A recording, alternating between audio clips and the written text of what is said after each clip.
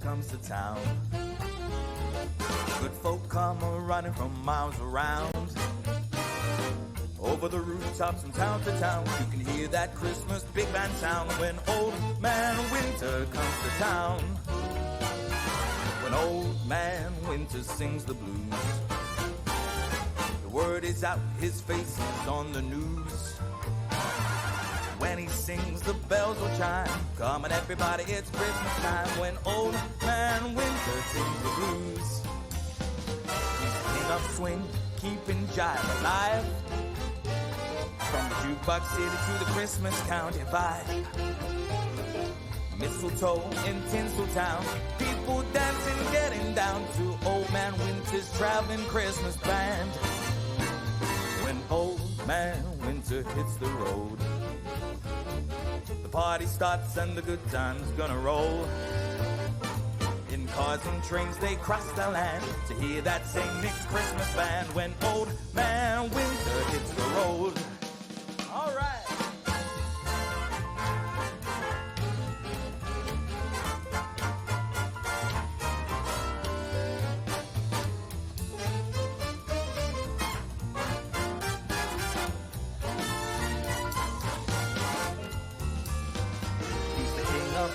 The outlaw number one. He's the spirit of Christmas here since time begun. At 12 o'clock each Christmas Eve, if the kids and adults all believe, they'll see that Old Man Winter sing his song. When Old Man Winter comes to town, the music plays that well-known Christmas sound. The kids leave whiskey and something sweet to hear old Rudolph dancing feet. When Old Man Winter comes to town. When Old Man Winter comes to town. When Old Man Winter, Old Man Winter comes to town.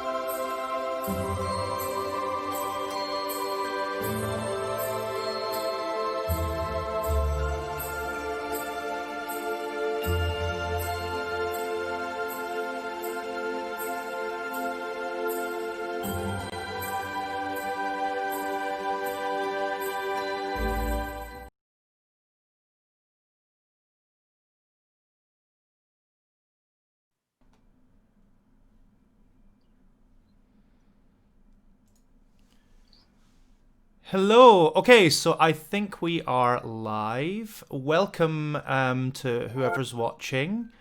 Um, as I'm sure you all know, I am Scott Harrison, and I am joined today by the wonderful, Oh, okay. sassy Aaron Newland-Bentley. Hi. Um, so we're both stuck in tier three, and we thought, what can we do that's like slightly Christmassy? Let's go online and be shady to each other. So that's exactly what we plan on doing. Aaron can't actually see the stream as such. He's viewing this basically on Zoom. So basically he doesn't know this, but I've like created little like topics for us to like talk about. That pop up on the stream. So as always, you're totally welcome to join in the conversation. Please write little comments on Facebook. Or if you're watching this on Twitch, there as well, you're totally welcome to watch on that. But just join in the conversation with us. Have a little conversation with us. We're going to be taking questions. So please feel free to ask us questions about anything to do with singing or voice. I will take these stupid ears off eventually. I feel like it's going to give me a headache because I have a It's very. life in What's that? it's life in general. Someone asked me how Well, I am. Yeah. yeah. Well, anyway. So what we are going to do is we're just going to just start just by talking about what we've been up to. Because I thought that would be fun. Because actually, it's been a long time since you and I did the last one of these, hasn't it? Mhm. So, what have you been up to, Aaron? Um, I want to say not a lot, but a lot at the same time. Yeah, like what? Tell me, Trying to tell wrap, me. trying to wrap up the end of term Yeah. last month. How's your Uh, how's your term been going? Like, what have you been? What how's it all been going? Like, what kind of things have you been doing? Obviously, because you are so Aaron, as I'm sure some of you know, works at Leeds Conservatoire, and I was actually asked up there to do a wonderful workshop with the students, which was amazing. And it's pretty much a brand new course, so this is the second year of the course that's there. Aaron is one of the original teachers, and you're now essentially, what's your title there? Like, what's your I'm a module coordinator for voice. module coordinator for voice? So yeah, so I had a really good time with your students up there. But like, what kind of things have you been doing with them? Well, we've been doing a lot with our first years, a lot of post golden age stuff in the Mhm. last few weeks. We've Lovely. been doing assessments. We've been doing a lot of just really a lot of core work this semester with like the first years, and I have to say they're really strong.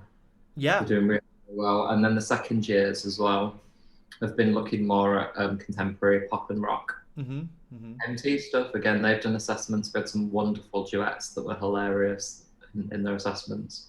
Yeah. It's just been dead nice to kind of take stock at the end of term and see what the culmination is of all the different classes that they've been doing, and it's been really, really great. Yeah, it's been really interesting from our end as well because obviously I work at Associated Studios and we've just started a brand new master's degree, and having a whole bunch of new students in doing a brand new course. Obviously, in the middle of this crazy like COVID situation, which has been kind of a bit nuts.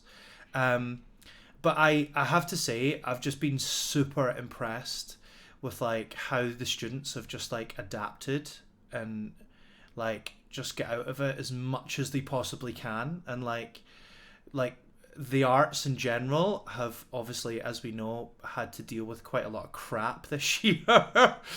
you know but like hopefully we can start looking up afterwards. But actually, it just goes to show you how resilient artists are because they really have done an amazing job. If my students are anything to go by, they've worked so hard and like moving classes online for a week or two, and then straight back into in person again, and people having to isolate and all the rest of it. But they've really just persevered, taken everything on the chin and really went for it. So I'm really, really proud of them. In fact, I'm really proud of all my friends because I think everybody's had to do stuff like this all the time. But yeah, No, I so am proud of the team that we've got, to be honest, and I'm really proud of how we've managed to deliver really, really good quality training. We yeah, haven't sacrificed the training at all. yeah, We've been allowed to do that, so we've been really fortunate that we've done. Not to be big-headed about it, but we've done a good job, like yeah. collective. So, okay, so here's my question for you, Aaron, because we've been talking a lot about this, and I think this will be hopefully interesting to some of the people watching. What do you think is working well online and why? Um, it's an interesting question to ask because I'm not doing any online teaching. Okay,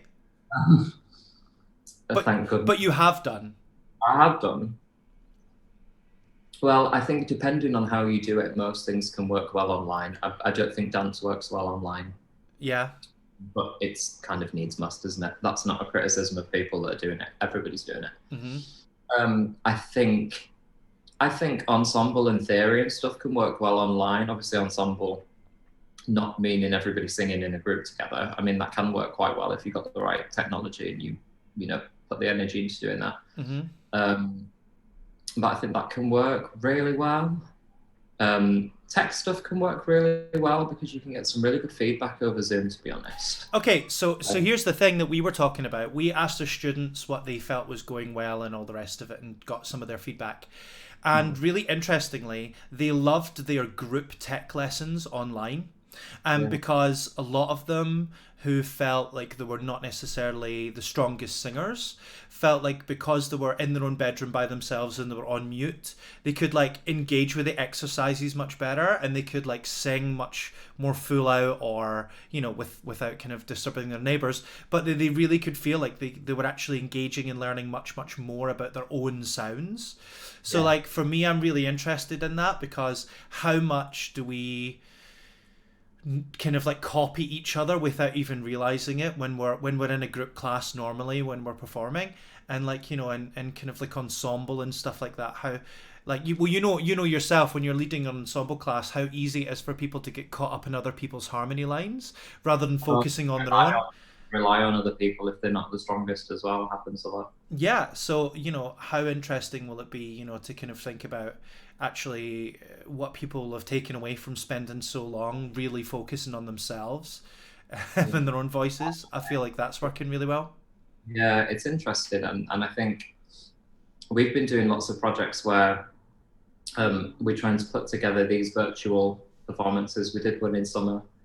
If people want to check it out, it was really well put together. And our ensemble teacher, one of our ensemble teachers, is doing one at the moment with the second years. Yeah. They had to really focus on recording the parts really, really well, making sure that the rhythms are perfect, making sure that everything that he's asked for in terms of the musical direction is perfect. Yeah.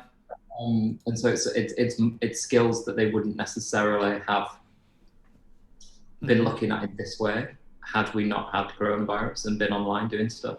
Yeah. So that's been a good lesson in accuracy, which is always needed. That's great. That's amazing.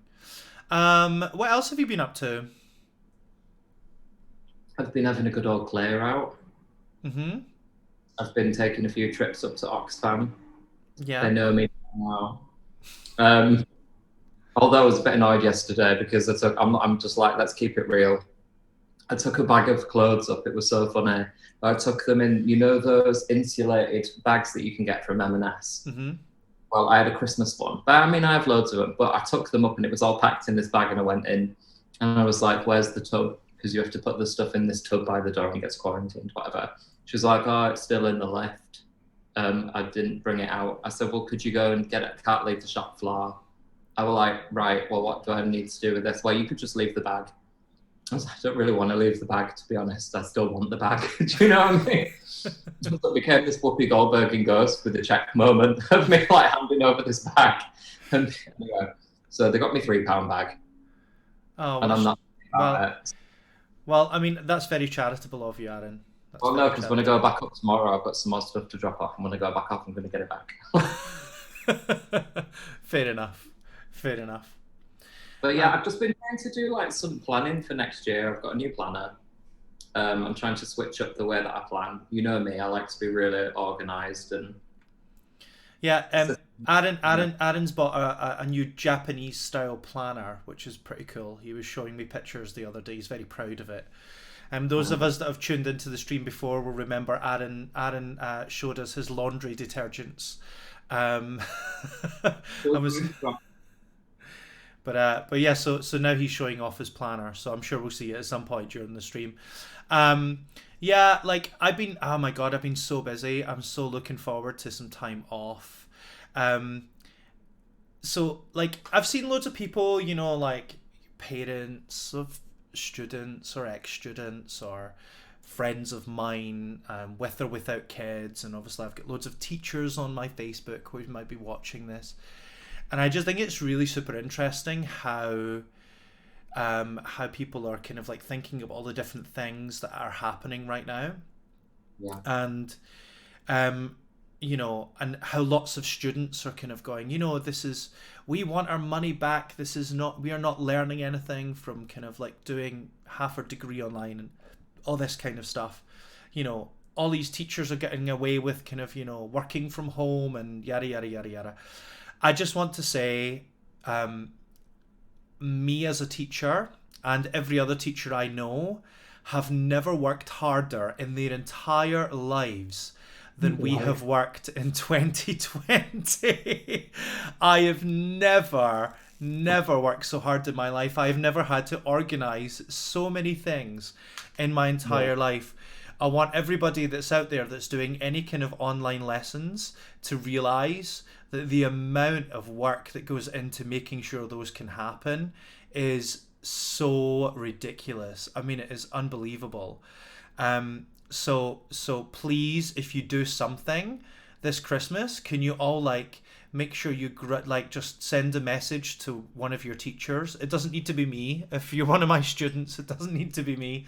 But just like any teacher, or if you're a parent, please send a message to your kid's teacher to just be like, thank you so much for everything that you have done. Like this year, honestly, the teachers will really honestly love you for it, because I don't think you quite realize how hard, unless you're a teacher, you do not realize how hard the teachers have been working this year. So I just want to say that to anybody that watches this after the fact, or anybody that's currently watching it now. Anybody that's just tuning in or is watching, please remember you can take part. Please say hello in the stream chat. Please say hello to us. Have a conversation with us. We're here for it. We want to hear your thoughts.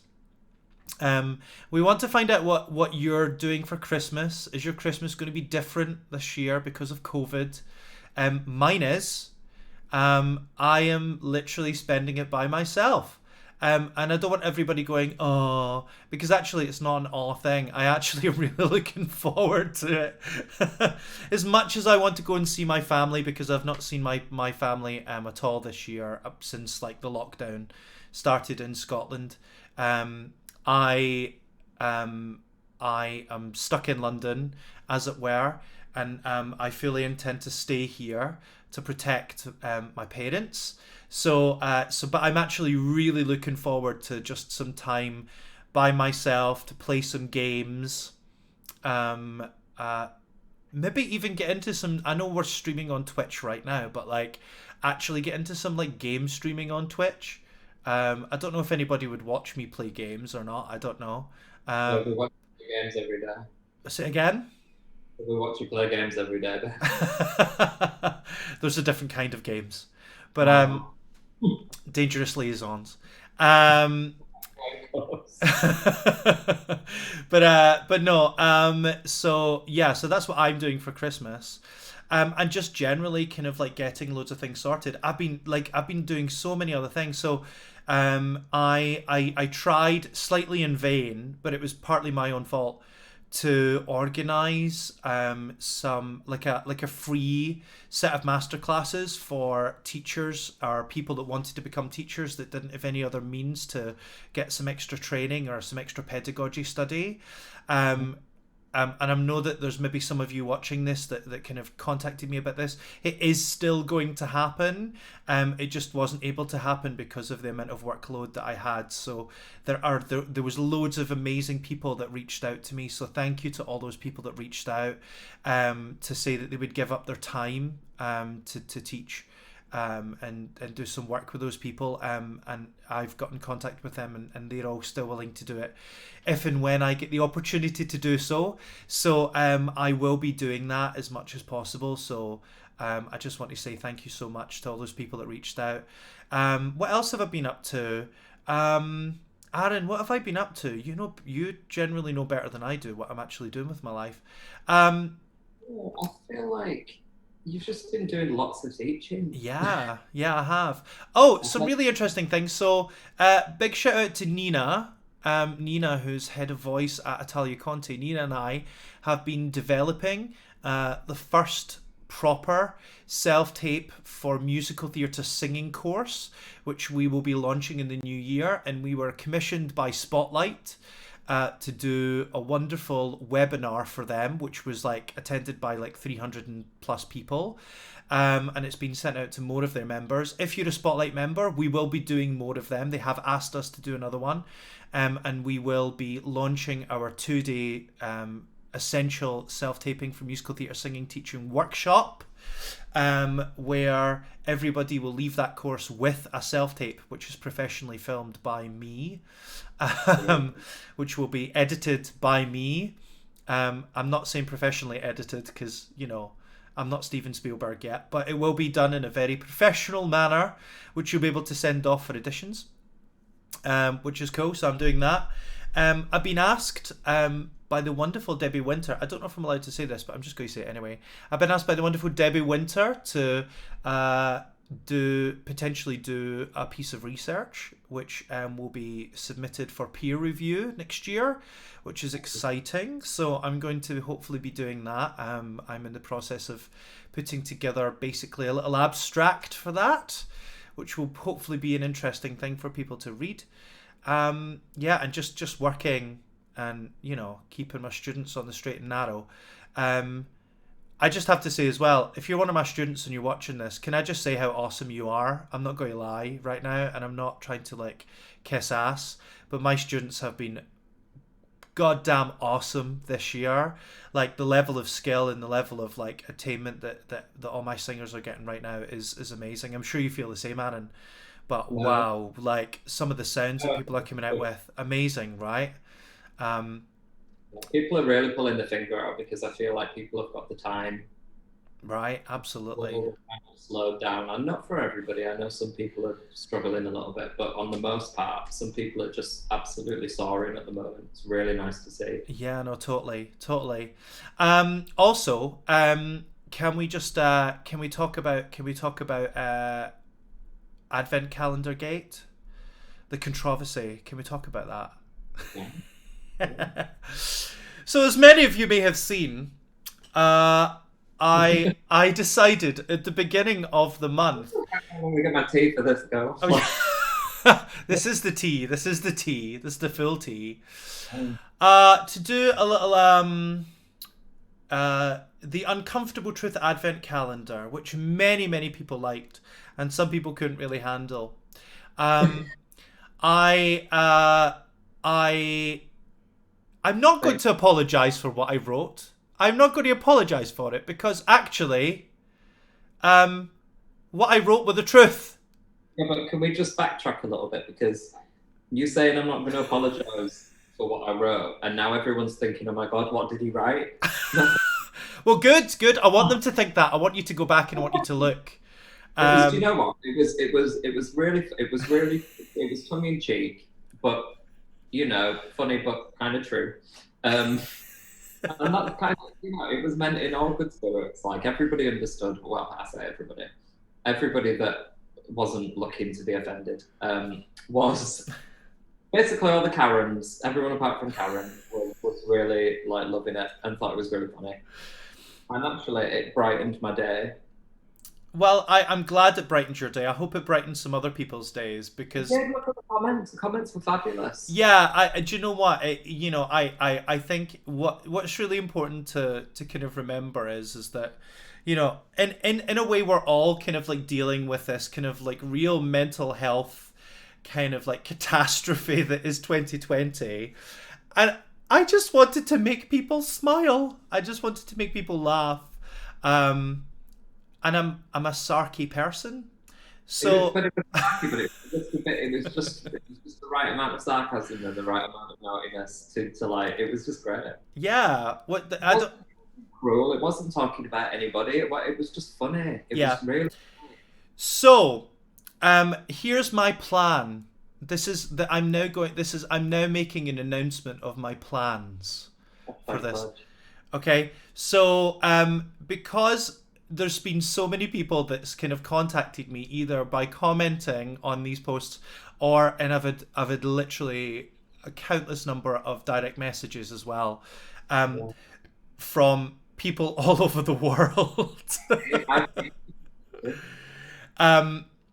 to basically say that they really enjoyed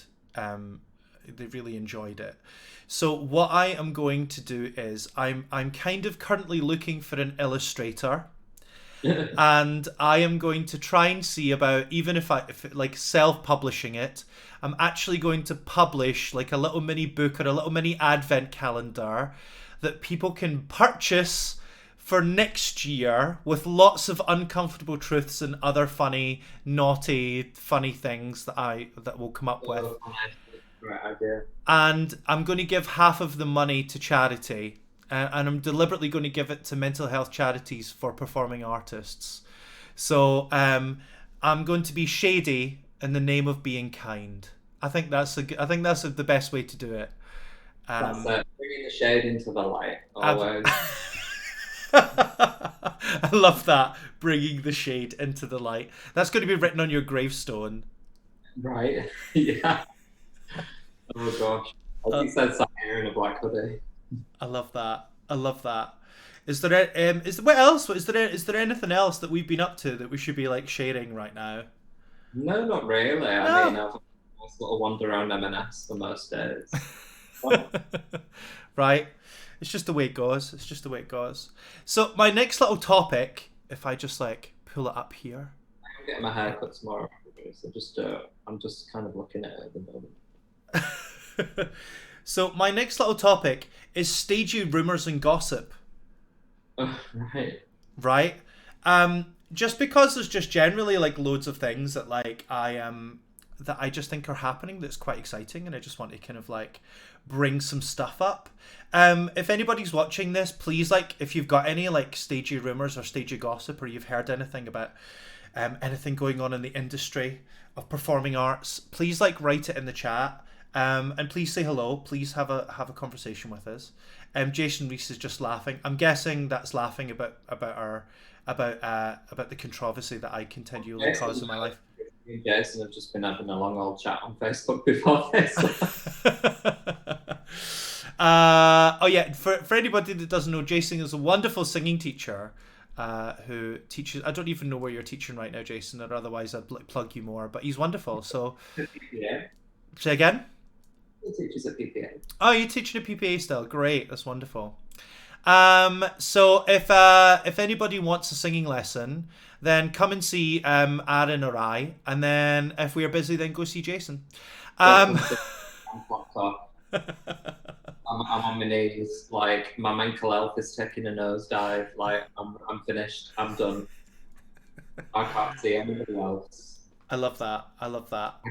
And you know what? This is so strange for me. I'm having one person in my studio next week. I haven't had anybody in the studio since before the first lockdown. And it's just to do some recording. And it's going to be really weird. So this will be your first face-to-face lesson?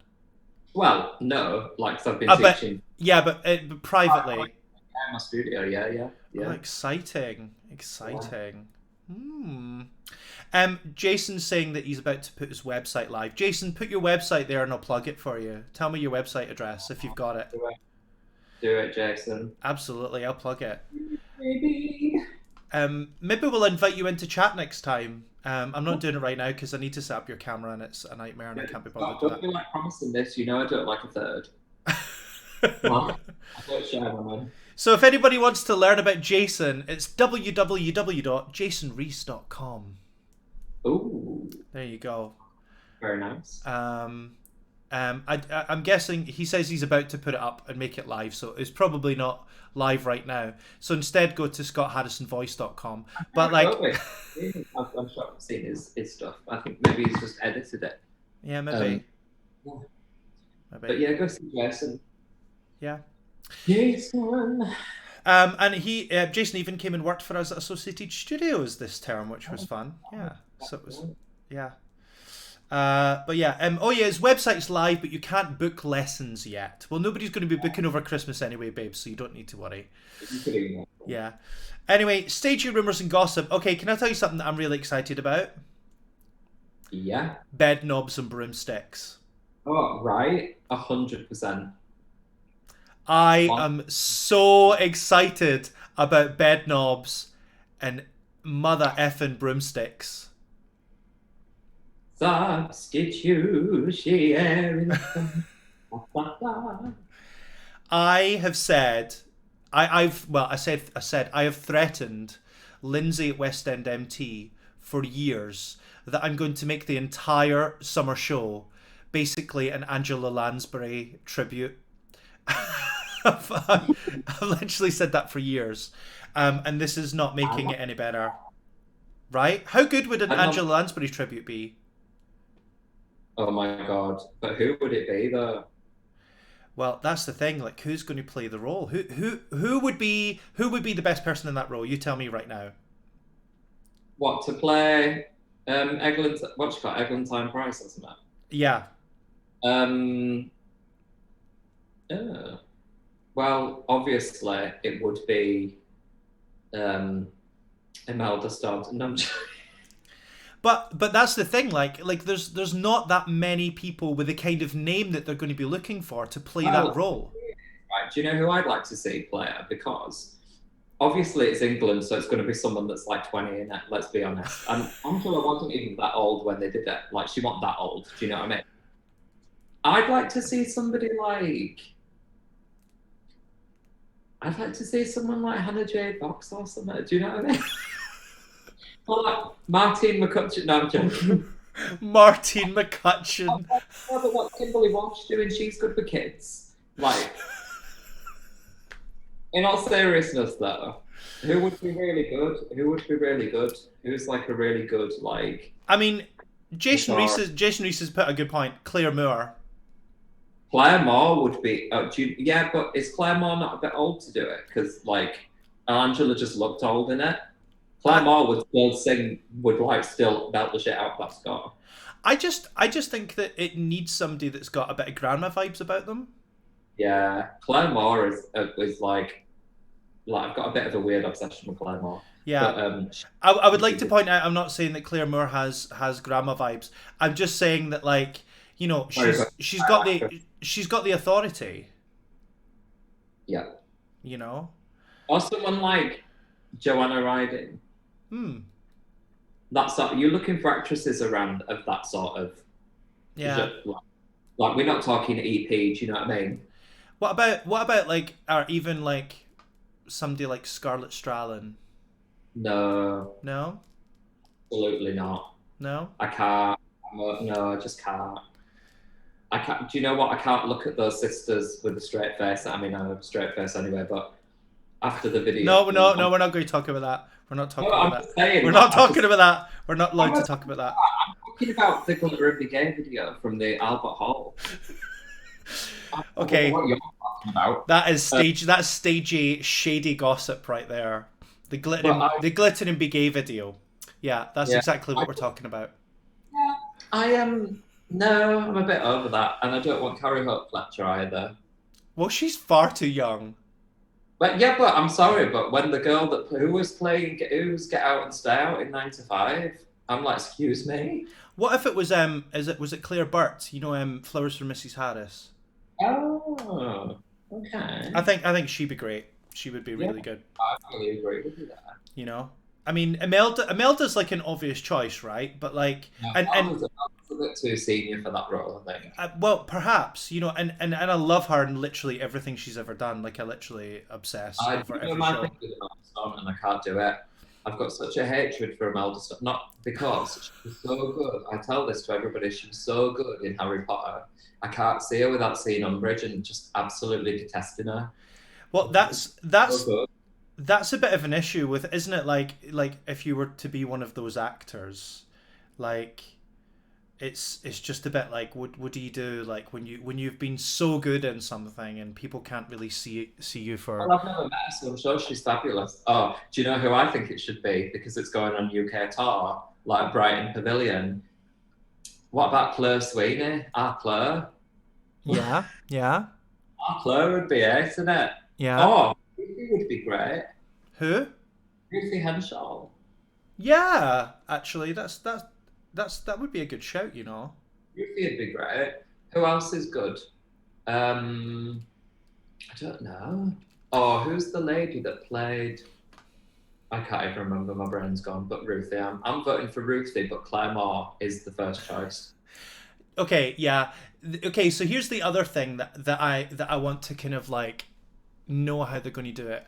So in Mary Poppins, they just basically ignored like moving from like the kind of the real world into the cartoon world. They just pretended that was not a thing, right? And I really feel like they'd be missing a trick if they didn't find a way to explore that in Bedknobs and Broomsticks, because it's like it's even more of like a feature of that storyline that they kind of like, you know, that they dive into this other world, and like, and it's actually quite it's for more of the narrative than Mary Poppins was. So like, Yes. More. I really hope that they do something really interesting to kind of keep that bit of the story very different from the real world part of it. I mean, they've got a lovely logo. Yeah. Who's the creative team? They've got some impressive people. I've deliberately not looked at the creative team because I want to kind of like. So Candice Edmonds is directing. Mm-hmm. Who else is involved? Tom Murray is the musical supervisor. Mm-hmm.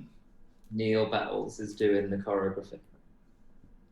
Simon Wilkinson's the lighting designer. That's going to be good. Mm-hmm. All right. I'm feeling it. I Yeah. just, I'm just literally on the website having a little mosey along on the beautiful rise. Is there no trailer yet?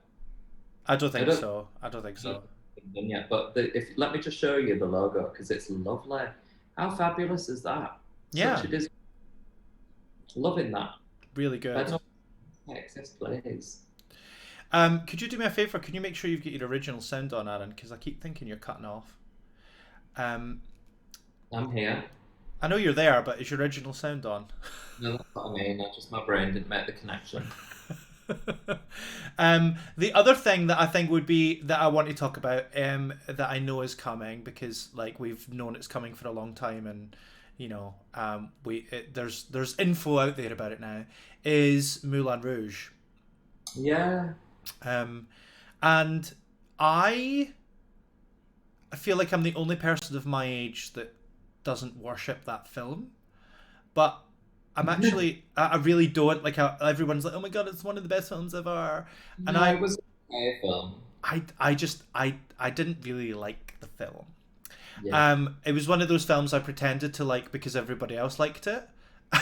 Yeah, yeah, yeah. Whereas now, I'm really excited about the stage show because I think it might work better as a stage show than it does as a It's film. more of an event, isn't it? I love that they haven't just written a musical. Yeah, I yeah, like the fact that it's a jukebox musical, but I like what they've done with it. Like the arrangements are really cool. yeah. I mean, I know that it's already been on Broadway and stuff, but again, I deliberately tried to not watch anything about it But who are until. they going to get to play though? Like, I just the thing is, whenever they bring a big show over like that, we always end up with really dodgy people in the leads. Like, you've got Karen Olivo, who's like obviously amazing, and then my personal favorite, Aaron, because we've got the same name. Who's going to be playing him?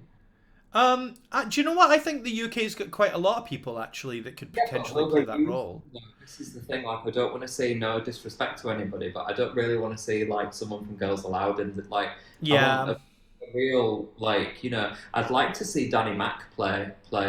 What's his name? What's his name? Ewan McGregor. Not what's his name in the I show. don't know the name of the characters, but yeah, But him anyway. Like Danny Mac would be great. Someone I like that. I think Jamie Moscato would be really good in that role. Yeah, Jamie Moscato would actually be. Yeah, he would be I really think he'd good. be really good in that role. Who would be good as Satine though? Um,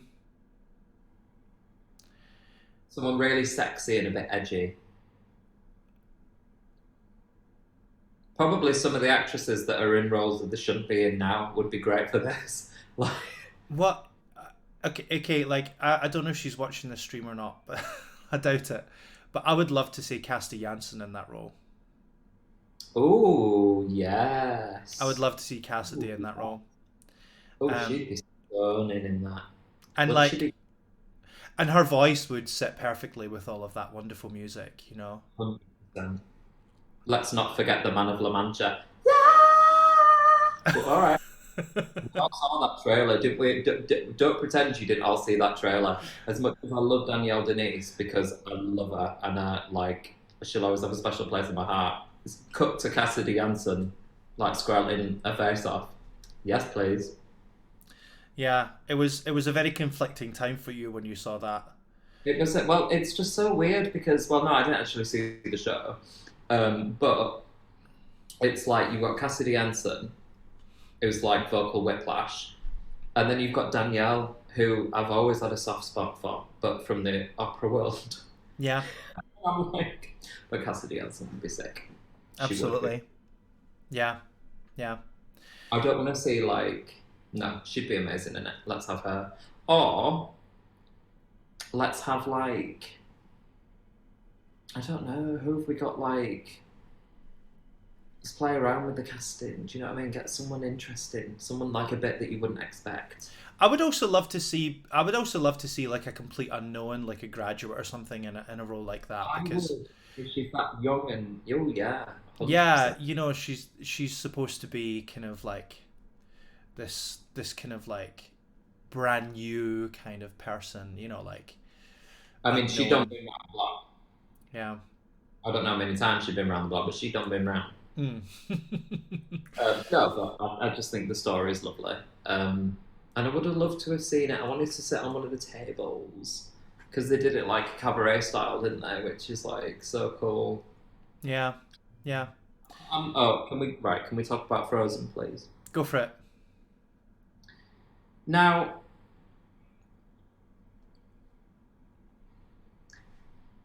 did you see it on?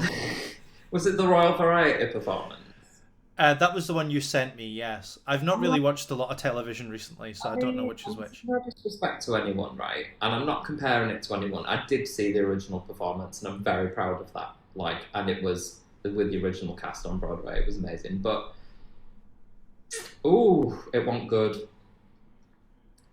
I can't without bit no, but I don't want to place a value judgment on it without going, oh, it wasn't good. Like, who? No one cares about my opinion. But I was just like, why is it so dark? Why are you singing it so low? Like, why is it so like that? I'm like, if you want to sing Elsa in Frozen, I've said this all along, you need to channel your inner Alanis Morissette because that's how you're going to be sustaining those notes on it. Like, I just thought it was really like, was it rushed? I don't. Was it like, did they have a lot of rehearsal? Like, the direction was just like, Well, I think I am like, not. Yeah, I mean, I'm not going to critique anybody's performance this year, to be honest, because like the very fact that people have had any rehearsal for anything is kind of amazing. oh Um, no, I'm not taking that away from anybody, but I'm just saying, like, they could have done some. I don't think it's necessarily her. They could have just done something interesting with it. Like, even Cassie, bless her, had none of the production value at the Tony Awards. Literally walked on from the back, sang it, and walked off. And it was still electrifying because she could hold the room with it. mhm. And that was just like, it was a bit of a mess for me. I was like, well, oh, because I was so excited that Frozen was coming over because I think the show is incredible. All the extra music in it, like, it's just such a well put together show, Yeah, such a good score. And I was just a bit like, oh, okay. yeah. I mean, Well, I look forward to seeing it. I still want to go see it. I'm sure it'll be fabulous. I just don't want to see like someone struggling to sing the song. yeah. I mean, I think she'll do well. She's a very well. She's kind of known for being a really kind of solid performer. So Yeah. And she done been working on Broadway, honey. exactly, yeah. So fingers crossed that they work it out. That's your experience on it, like, you Yeah. know, really good. And I do really like her as an actress. We're talking about Samantha Fox, but Yeah. um, yeah, I wonder who else has everyone been announced? I mean, I know who most of the cast are, but I don't know if they've been I'm announced sure or a not. lot of them have been announced. Oh, can we move on now to Cinderella? Yeah, go for it. Bad Cinderella, like Andrew, please. I can't. My brain is like it needs something like when I listen to the melody of that piece, it's like listening to like going to the early learning centre, getting a children's keyboard and listening to the demo. Like I can't. It's such a moment in time that I'm like it's like an over-engineered melody line, but not. And I'm like, I just can't do it. I'm like, the concept is great, and I love who they've got to play the prince. Yeah, I mean, it's definitely something I'll likely go and see, because I love me some Lloyd Webber. I'm a big Lloyd Webber fan. I yeah, don't even care. I am, and but I don't want to be a Stephen Ward moment because I don't want you to be my friendly osteopath or fix my lower back for me. I like. Call me bad Cinderella. Na, na, na. It's like if you're gonna write in a pop style, this is my problem with that. If you're gonna write in a style like that, make sure that you can keep up with what's happening in the actual pop industry. Like, I know what you're trying to do, fine, and I think Alan Menken does it really, really well, and composers like that do it really, really well. I think you're still stuck, like in songs like "Somewhere Out There," na, na, na, na, na. Like when that was a pop song. I think we're still there, Andrew. Like we need to move. We need to bring it on up. Do you know what I mean? Can we not diss that particular song though, because I love that song. Which song? Somewhere Out There. Oh, I love that song as well, but it's kind of like Bad Cinderella just is giving me like year 10, 11 GCSE vibes. Like, like when back in the day when you had a classical singing teacher and they thought they were edgy if they did a bit of a swoop on the sound. I'm kind of feeling like that. Yeah, So, yeah, yeah. I don't know. Like, I love Angela Weber, but I just think, come on now, babe. There's got to be some better songs in it. Did you listen to the song, the new one? Which one? It was it Only You, Lonely You, or something like that. I can't remember. I've heard quite a lot of songs from it because I've been coaching people for the auditions. So, So something like Ivana Turco is playing the Prince, Prince Sebastian, hmm which is great, and it's his West End debut, great. and he has beautiful hair. Yeah, I think that's amazing. I think it's But he amazing. sings that song really well, by the way. Like that's quite a nice song. Yeah. Yeah, I'm looking forward to seeing the whole thing pulled together. Because Oh, one of the great things about Andrew Lloyd Webber stuff is that, you know, whether it's commercially successful or not, production wise, it's always great because he's got the money behind him and he's got the team behind him and these incredible artists who will, do anything to work with him, will make anything work. So I always get really excited when he brings something out because I know that it's, however weird, like Stephen Ward, it's going to work in some way. yeah. But it's really funny to me, and I think this sums it all up. When they went to where with the lady Mossama and they did the performance where he was accompanying her, the most interesting thing that they could talk about was the fact that he had a coffee cup on the end of the piano. So I'll move on. Let's just move on. Yeah, You know. but but But he's writing a new musical and he's done a lot this summer. Like, and he's done a lot for the oh industry. Like, yeah, yeah. I mean, he really has. He really has. Yeah. but Cinderella, I'm a bit like it. Yeah, I do want to say though to everybody that is watching this or everybody that will watch it after the fact, I want to just tell you all that basically over the past 3 or 4 weeks, I've had quite a few of my professionals coming back to kind of be coached on auditions and things that are coming in. Um, the industry is beginning to move again. So if you're sitting there, if you're a recent graduate or you're a third year or maybe you've been out for a while and you don't feel like there's much happening and you're kind of worried about what's going on in the industry, I just want to tell you that keep the faith. It is going to get better. It is already getting better. We will return. In fact, Leontine Haas was talking about it the other day to the students about how she really reckons there's going to be like a huge boom in the theatre industry after all of this is over. And in a way, I really optimistically hoping she's right. So I'm beginning to see that although there may not be lots of things being announced right now, there is lots of moving, lots of shaking going on. So even if it feels like you're sitting at home not doing anything, there's lots of people in the production offices that are. So keep the faith because it is going to work out in the end. And one thing that I'm Fingers really crossed. yeah. So I'm just talking over you. But one thing that I'm really sad I missed this year, and I hope that it manages to come over because we've got tickets for it, but was to see Jake Gyllenhaal in Something About with George. Mm, mm. Not Jake Gyllenhaal. I always forget her name. It's not Kerry Butler. I don't know who It's was not cast in it. Because the tickets were too expensive for me. The Broadway cast. Annalie Ashford, I don't know who was it. Kerry Butler. I mean, they're both people. I know, but now I just look like a proper misogynist because I can remember his name, but I can't remember her name. It's because she was one of the Glindas, and I always get her mixed up. No, it's not. It's because you're gay and you are thirsty for Jake Gyllenhaal. That's what it is. Annalie Ashford. Yeah. Yeah. No, no, no, no, no. Yes, Just yes, yes, yes, yes, yes, yes. I love them so much. Prince of Persia. Yes, please. But I liked that, and I had tickets to see that, so hopefully I can rebook because they've still got my money. Yeah. And hopefully I can still get a good seat. But I was looking forward to that. Yeah. Well, I think that, I think that'll come back. Because I think the thing is that, like, you know, there's lots of things that are basically ready to go because they were ready to go before this, you know.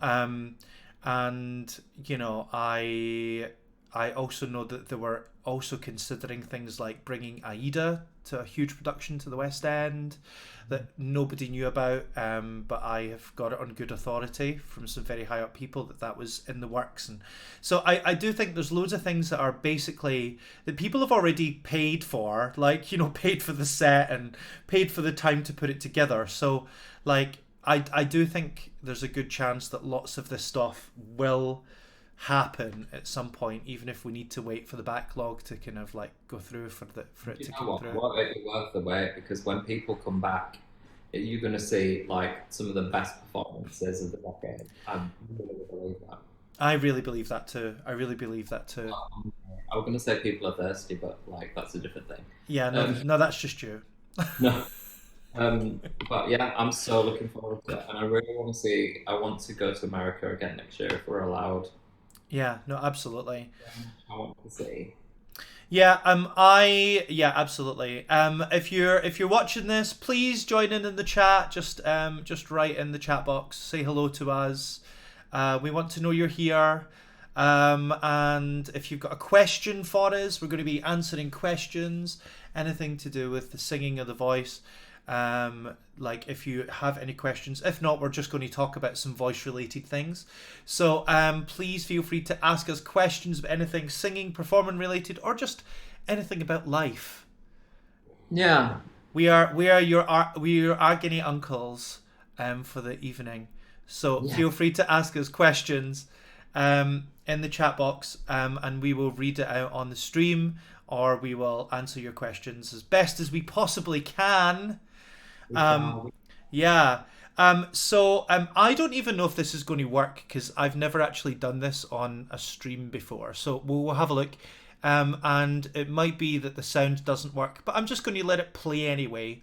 But I'm just going to do a bit of a shout out here. So my housemate, Ben Papworth, who is a musical director, got together, was basically on the phone with the amazing actress and performer Steph Parry, who is a good friend of ours, and they were a bit annoyed basically that the gigs that they had planned were kind of cancelled because of the second lockdown. And when they were talking about all the things that were cancelled, they found out that that obviously they were thinking, well, actually, all of the performers that normally go into old folks' homes and care units all across the country won't be able to do that this year because you're not allowed anywhere near care homes and stuff because of COVID. So. And obviously, you can't take these people to go and see pantomime, and most of the places pantomimes are cancelled as well. So they thought, we really want to do something to kind of like make that a little bit better and try and create something so that these performers still have something to kind of like these people in these care homes still have something to do. So they basically kind of like Ben essentially produced this wonderful concert called Comfort and Joy. I was very lucky to be one of the first people to see it. And I'm just going to give a few shout outs. So the cast is going to be shouted out on this little trailer anyway, I think. But it was basically everybody that takes part in this essentially did it for free. All the money goes towards the Carers Trust. So if you, I will put the web link in the chat box, in the Facebook chat box, and I'll put it up on the description on the YouTube video when I upload this later.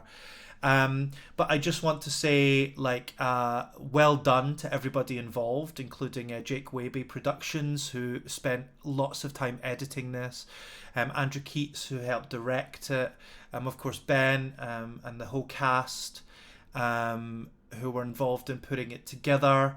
and that they've had literally thousands of people across the country watching this to get a bit of Christmas cheer at a time when actually there's not been very much of it, especially in these places. So I'm just going to play the little promo that was picked up by the BBC. And they were told that it was going to be put on BBC Breakfast, but it ended up being put on BBC Breakfast and every single BBC News bulletin that happened throughout the course of the day. So you've probably seen this on the BBC if you've been watching, which is amazing. But I'm just going to do a huge big shout out to them. If you go onto their website, which I will post up, you can donate to the Carers Trust. If you aren't in care and you'd like to watch the concert, if you make a donation, you'll be given a link, and it doesn't matter how big the donation is, but you'll be given a link to the production, the stream. And if you would prefer to purchase a DVD, I think they're £6. And they're very fancy. I should have brought one in. Because they've arrived today. I should have brought one in to like show it, like they do on like Graham Norton and stuff. I should have done that. But anyway, so we're just going to take a little break to watch this wonderful promotion from the BBC. And can I just say how fabulous, like in this, if it shows the whole thing, how fabulous the people are from these two women who are like ex-performers, who are now like living in this kind of care home for actors. They literally look like the best night out ever. Even though they're like very old now. But I just want to kind of like share that, and and I will just share that with you now. So here we go is the little promo for Comfort and Joy.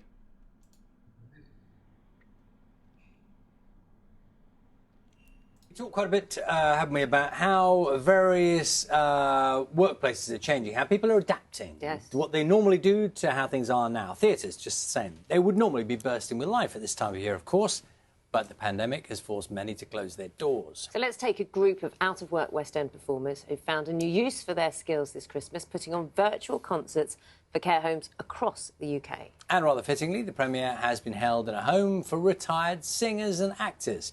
Fiona Lambden has more. Snow is falling all around me, These actors would normally be centre stage in the West End. Steph Parry has starred in 42nd Street, Billy Elliot and Mamma Mia, but lockdown has changed everything. So I left the theatre in March. I left my dressing room kind of ready to come back a few days later and carry on the show. And that was 8 months ago. So the last 8 months have been different. They've been barren. And with many theatres still closed, rehearsals like these are rare. It's been the hardest year of my life. I've seen my whole industry decimated. I've been on the phone from actors to producers to lighting designers who simply cannot pay their mortgage, people worrying about their families. So this is your first time back in a rehearsal for 9 months. What's that like? Eerily familiar to hear young performers, seasoned professionals just singing together for the first time. It really did feel a little bit like coming home. Time for parties and celebrations, people dancing. And these stars are now using their talents to create a Christmas concert for every care home across the country.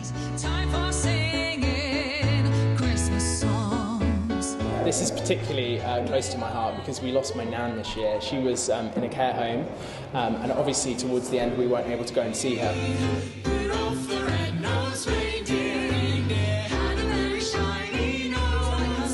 I've seen what impact music can have on people living in homes with Alzheimer's and dementia. Chestnuts roasting on an open fire. And where better to preview it than at Brinsworth House, a nursing home for those who've served in the entertainment industry. Con mis cantare, cantare. Rosario and Josephine were both performers. And now I sing in my dressing room or my bedroom, along the corridor and in the loo. I couldn't sing the carols because I don't sing carols in English. I only sing carols in Spain. I do enjoy watching good shows done by great people. It feels like the most Christmassy thing I've ever done in my career. We can do something good for somebody else. And how Christmassy is that? We wish you a Merry Christmas and a Happy New Year. Fiona Lambdin, BBC News. Well, So- isn't that lovely? Listening to Josephine and Rosario, and Josephine saying, you know, sings in the loo. I always find singing in the loo's best because it's the acoustics make you sound fantastic. Try it. Try it at home. Lou. Wonderful. So there we go. That's what it is. And if you want to kind of find out more, it's www.comfortandjoyconcert.com. So I'm hearing my voice twice there, Aaron. Are you there? Are you there, Aaron? Hello? I'm here. Yeah. Yeah, so comfortandjoyconcert.com, and you could make a little donation if you wish. Or and if you make a donation, you can watch the concert. If you have anybody in your family that would like to see the concert that's currently in care, then you can actually get that care home to contact Comfort and Joy, and they will give you access for free. It's a free concert for anybody that's in care. So great. Yeah. So great. And it's going to be even bigger next year from what I hear, so that's really amazing. But yeah, so this is the portion, if there is anybody watching, and where you can ask us anything you would like to know about singing and voice. So I want to just kind of like start off this little conversation actually by asking you, Aaron. Hang on, I'm just going to move this around because it will bug me otherwise. There we go. So yeah, so we want to talk about like things that we're finding interesting vocally in our teaching and in our singing, and you have been working with the rather amazing Mary Saunders Barton as a singer yourself. What, as a singer, are you finding is really helping you develop as a performer?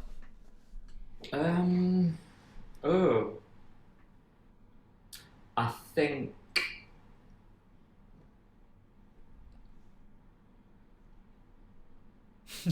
conditioning in the right way. Say again?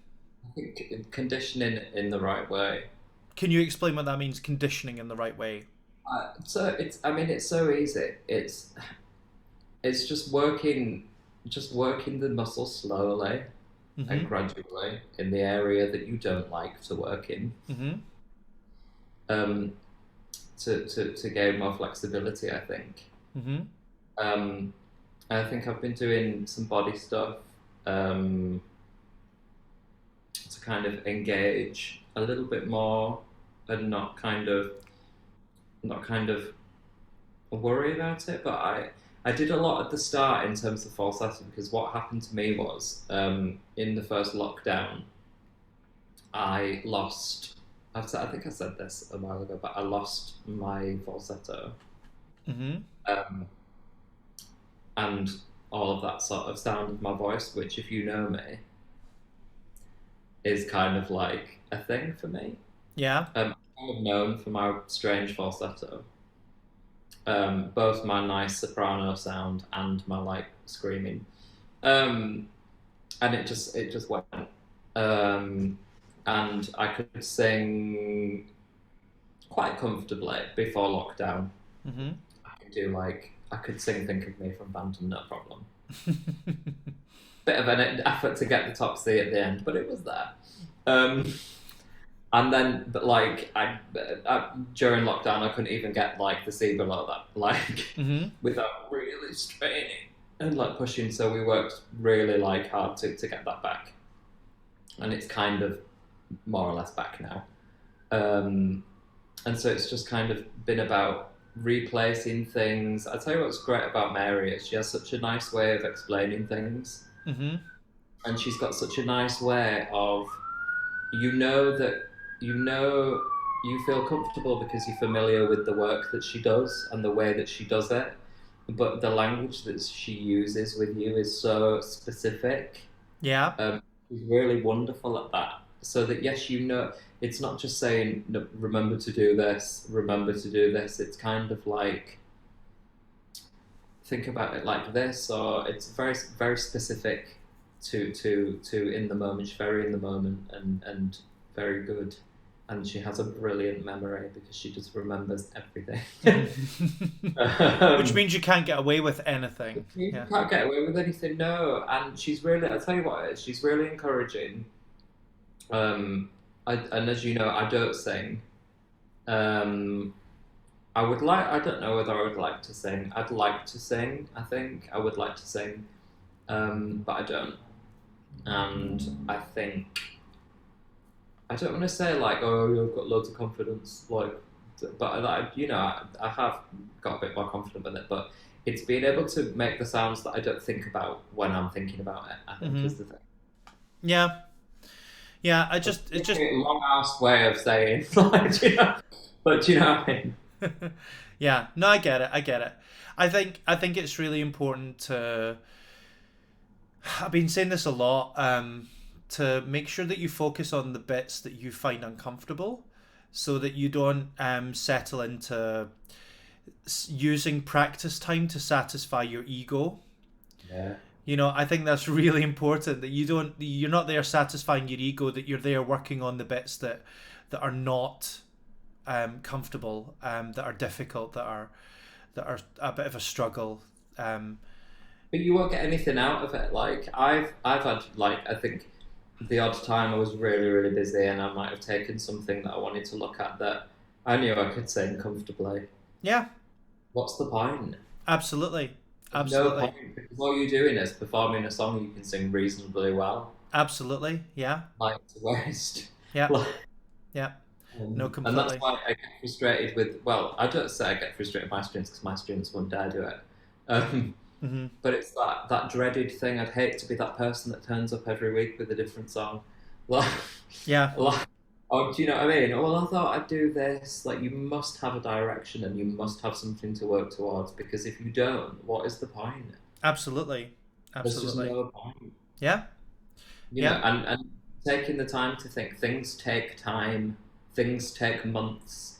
Like years. Like literally. Like, even with the best, you know, you might be able to push, pull, manipulate your voice, like in many, many ways. That's great, but you still can't really develop and embed a really healthy, flexible technique through a series of quick fixes. Yeah. I'm just having a lesson a week and not practicing. And I always say to my students, I always like to put it in perspective. I'm like, you have one lesson a week, one singing lesson a week. That is a seventh, 1/7 of the practice I expect you to do. Yeah. Or even less than that. Well, yeah, but at least. Yeah. A 7th of the practice you should be doing a week. Yeah. Just to put that into perspective, because then what happens is that people start to rely too much on their singing teacher for everything. Yeah. They become the rep coach, they become the counsellor, they become the rep chooser, they become the technician, they become the director, like sometimes the choreographer. Yeah. And you end up having this really unhealthy relationship of you're not being independent as a learner, you're not being independent as a performer and coming in with a point of view and with this is what I'm doing and this is where I'm going with it. And so I get somebody else's opinion, and then I go to another class and I get somebody else's opinion, and it's kind of like, you know, what are you doing? And that's kind of been my question to everybody this year, is what are you doing and what are you responsible for? And what's your opinion? And what do you think? Right. Yeah. I say that to people all the time, especially people that are kind of wanting to audition for drama school. I just know there's just an essence that I have from when I'm on audition panels, particularly for drama schools, where I'm only interested in somebody if they actually have something they actually are interested in saying to me as an individual. And like, it's really obvious even in every song that somebody sings, when somebody has an opinion, and it's not necessarily, I don't mean an opinion about the character or an opinion about the material, but that they're infusing their personality and what it is that they believe in all of the work that they do, that there's that kind of extra energy that they bring with them as an artist to the work that they do. And I think it is really essential that if you want to be a really good artist, that you figure out how to make that part of your reality of your work. I have this kind of thing all the time as well, is like saying to people, performing in musicals is not naturalistic. Like, it's not, we don't need to be Stanislavski, and we don't need to think of truth as being realistic in the way that we produce ourselves and our acting. That truthfulness and realism are not the same thing, but that truthfulness is like, basically, I've been thinking about it like the opposite of lying. So like, if you make sure that you're not lying to us by actually still finding a way to infuse yourself in it, then I think that's really important. What was it somebody said? Oh, there was a very interesting thing, and I commented on it because I can't keep my mouth shut. On a friend's Facebook post, and it was about Olivia Colman. And somebody said, I really dislike her. She always plays Olivia Colman. She always plays herself in these roles, and da da da da da da.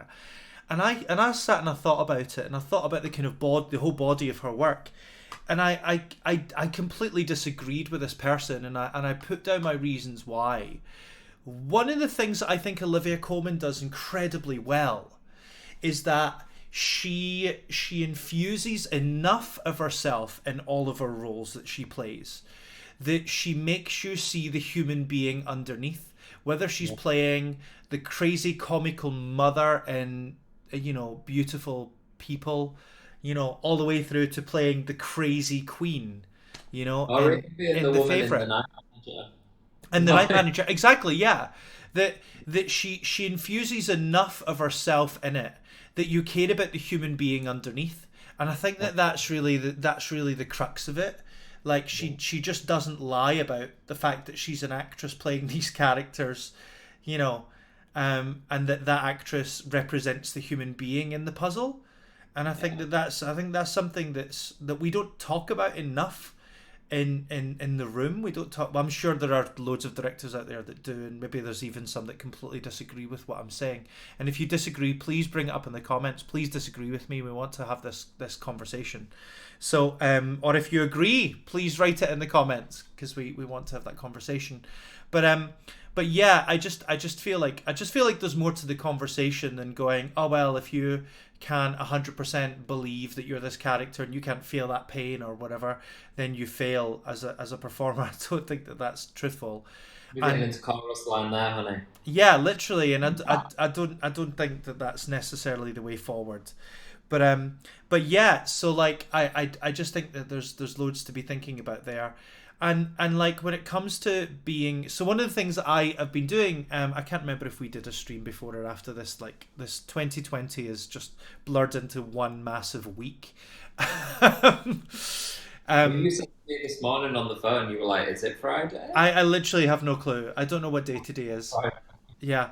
But yeah, like I was talking about one of the things that I really geek out about, and I'm sure I spoke about this before, about the monomyth and like the hero's journey and all of that kind of stuff, and looking at like the choices that we can make depending on where the song appears in the story, and I do loads of really interesting little things with this, in practically, in workshops and stuff like this. And if anybody's watching this and is interested in it, and you would like me to kind of do a little workshop or a little stream about it, I'm totally happy to. So I really, really like that.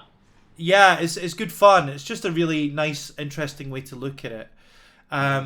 However, very interestingly, so when we did it with the Autos, for the national webinar, we asked the teachers, you know, what did you get lots of information out of this?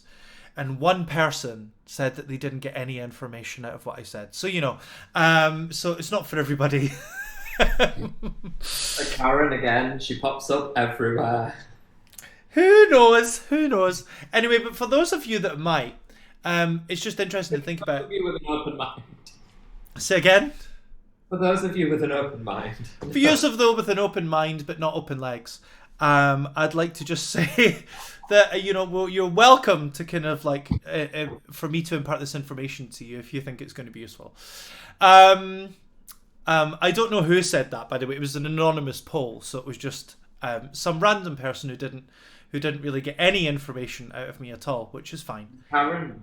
It's possibly. I mean, Karen is non-gender specific, by the way. I'd like to just point this out. One of the men, and do you know what? It's not even Karen because it's Aortos, it's Karen. Like, that's what it is at this point. With a many barreled second name. Yes, but that's it. Like me. Yeah. KNB. But okay, we're getting shady now. But yeah, like so I just think it's really important that there's loads and loads of different ways that we can think about how we infuse our functional training with our artistry, and kind of like realizing that just because you've achieved something in an exercise, or you've got your falsetto back in some way, or you've figured it out finally how to belt rather than just do some kind of like chest mix or whatever you want to call it. Shady. Say again? It'll be shady now. I'm not being shady, but my point is that just because you've finally figured that out, doing it to an open vowel sound or to a scale, doesn't mean that you're going to be able to put it straight into music. And I think it doesn't change. It doesn't affect the intention of what you do. Yeah. So I think that you need to realize that it's all part of the bigger part of the puzzle, right? And you need to keep figuring out all the other parts of that puzzle. Yeah. Which is really super important. Yeah. But I always think it's really strange, isn't it? Because as people get up, and singing and acting is one thing, but it's not at the same time. And I think if you keep the idea of, you need to separate in your mind, this is when I get up and I perform. Mm-hmm. You need to perform at all times. Even in your singing lessons, you need to be performing. I want to see full out. But it doesn't mean you can't give a really interesting, well-considered performance just because you can't quite reach this note in the song. Well, also, I often get people to kind of have a look at the song and go, okay, the one note that you can't sing, how long does it last for, and how long's the song? So why are you ruining the rest of the piece for the sake of that one Yeah, note? by just worrying about that. Yeah. And that's the only genuine thought you have in the piece, is the worry about how it's going to come out of your mouth. Yeah. There's another thing I want to talk about, just because I was talking about it with all of your students, actually, when I came up and worked in Leeds, and we were talking about kind of like how suitable songs are for people, and not from a casting perspective, but from a purely vocal perspective. Yeah. And one of the things that I felt was really useful for them was we spoke about getting away from thinking about a song as being a soprano song or being an alto song or whatever. And instead, think about your song having a center of gravity. Okay? So this is what I said. I said, everybody needs to figure out what the center of gravity is for their own voice. And then figure out what the center of gravity for the song is. And sometimes you'll be able to find that you're able to move your center of gravity to the center of gravity of the song. And sometimes you won't. And it's not about whether you can hit the notes or not. That's not what it's about. It's about it's about being able to move that center of gravity to the center of gravity of the song. That's dependent on style as well. It's dependent on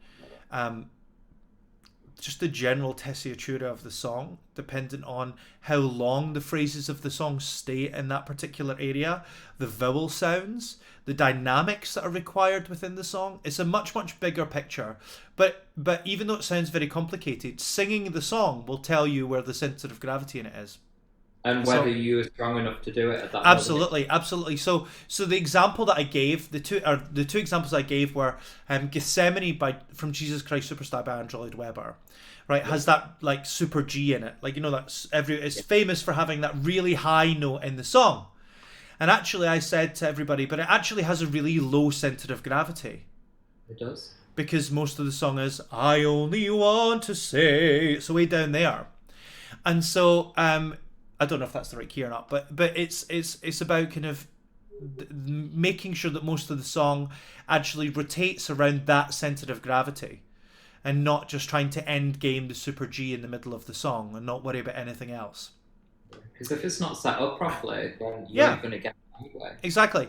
But then if you look at something like I Want to Break Free, which doesn't go anywhere near as high as Gethsemane, it has a significantly higher center of gravity. You just need to ask any tenor that's ever tried to sing it, because it sits on the tenor break for most of the song.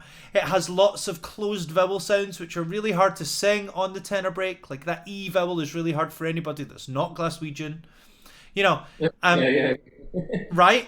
And actually, some people will find that actually they might be barytenors and can comfortably sing Gethsemane, but they absolutely won't be able to sing I Want to Break Free. And they go, but I've got my super G. And it's like, yeah, but that doesn't mean you can actually sing all the tenor material. It's not the same. It's not the same register place anyway. Yeah, exactly. Exactly. But in the same way that guys train younger singers, more inexperienced singers, will struggle in a lower part of the voice than they will belt in a G or an A, but they'll struggle singing an E or an F in a really comfortable chest mix. Absolutely, absolutely, yeah. I just think it's really important that everybody really takes that on board, and that if you're practicing over this period of time and kind of going, well, between now and when the auditions kick off again, whatever, you know, after COVID, I'm going to sort out all my repertoire. Think about your repertoire in that different way. Like, think about going, it's not about does the song suit my range? Does the song suit the center of gravity that I'm able to achieve with my voice? And also, there's a difference between material that's good for an audition and material that's good as a training tool. Well, the way that I say about it is there's two types of songs, and they're not always the same. There's types of songs that you like, and there's types of songs that are really useful to you, and they don't always cross over. 100%. And just because you sound really good in the shower singing it doesn't mean that it's something you should take to sing in front of a casting director for a musical. I know, and people say that all the time. Have you ever had that where people are like, well, I don't know why I can't sing it because I sang it at home and it was absolutely fine. I'm like, with no backing track, no sense of key. Like, yeah. Or I sang it with a backing track. It's maybe the piano that's get me wrong. No. It's perhaps the backing track was in the wrong key, or perhaps the backing track, you know, had backing vocals in it, or your awareness of self is just not very good. Yeah. And so and that kind of can be, because sometimes we forget to listen to ourselves because we're too busy trying to feel. Absolutely. And then we can't hear when we sing flat. We just don't register it. Even if it's just slightly underpitched, we don't hear that. But somebody else listening to that can be like, this is because it's so heavy what you're doing. Mm-hmm. Do you know what I mean? And we just get used to it feeling vaguely comfortable. Absolutely.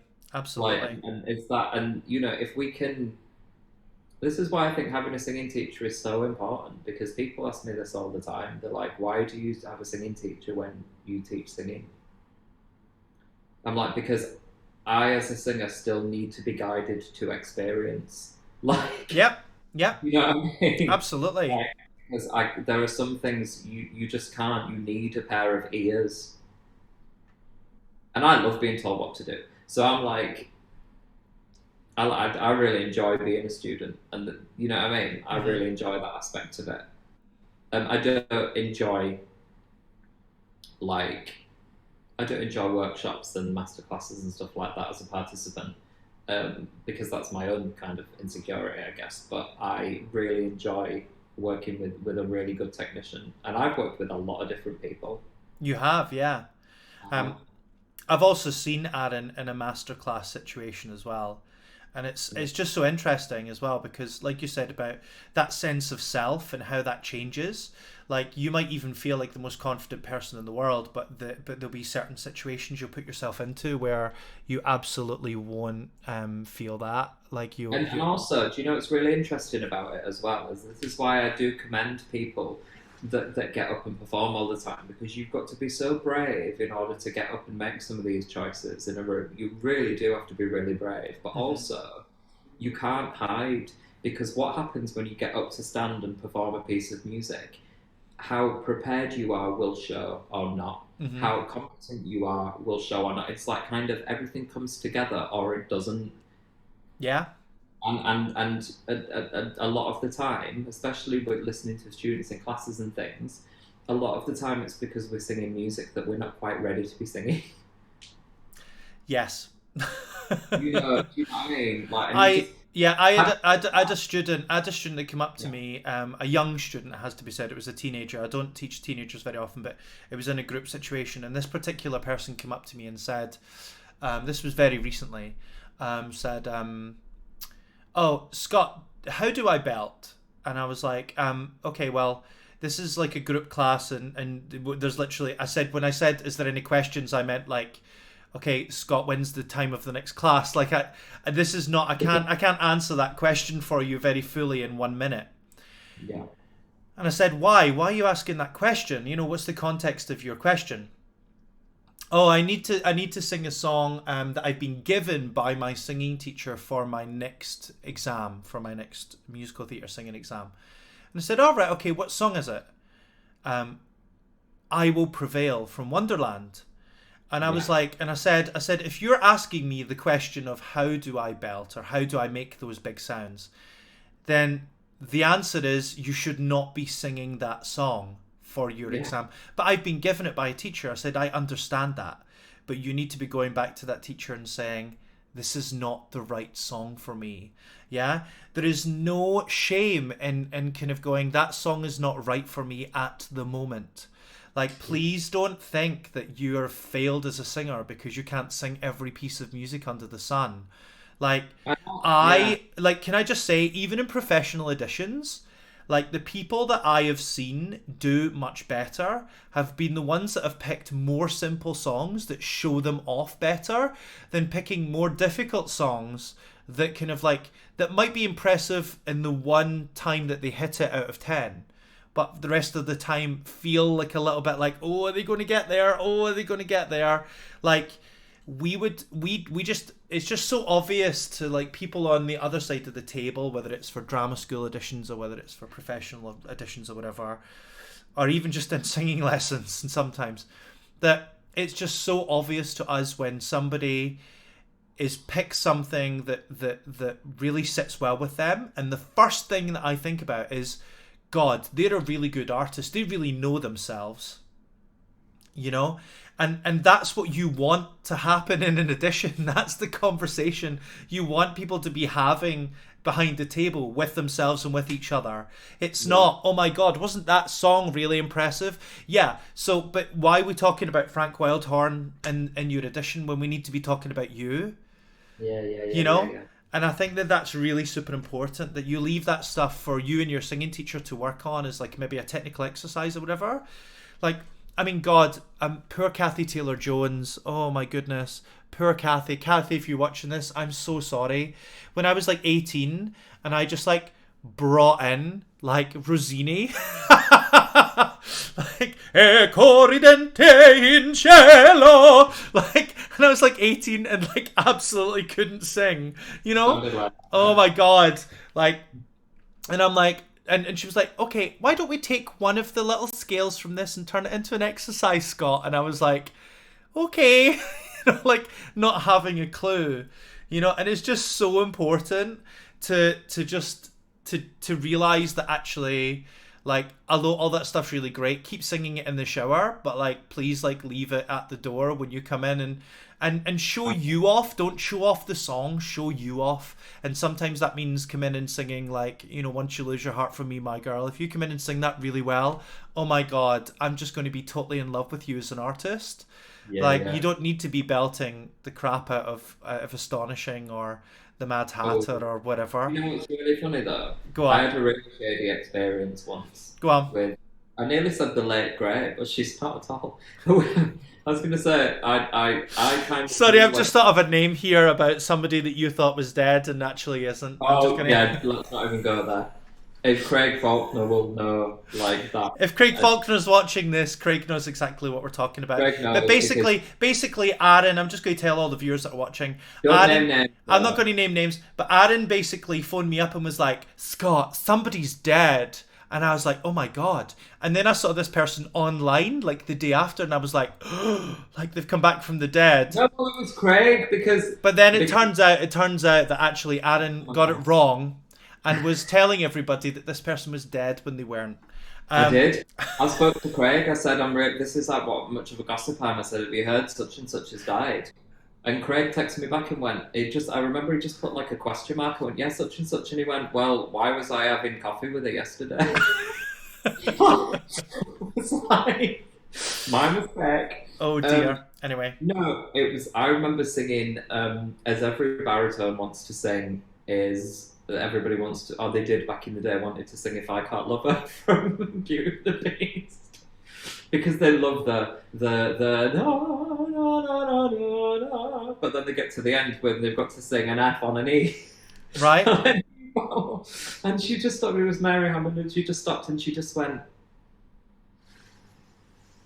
it's very fatiguing, isn't it? Yeah, for her ears. Yeah. Shady. So funny. And it's kind of that, it's always stuck with me, that, because it's just like, know your limitations. And do you know, for singing teachers out there as well, it's great and it's always well meant that you can hear something in someone's voice and think, ooh, I'd love you to sing this song. But just be aware of whether they can actually do that at this moment in time. Sometimes I stop myself, and I've got a boy recently, no names mentioned, that I was working with, and I was like, oh my God, can totally like the range, he's got a really great range. I'm like, you need to be singing this song. And then I was like, actually, Aaron, step it back a bit. Mm-hmm.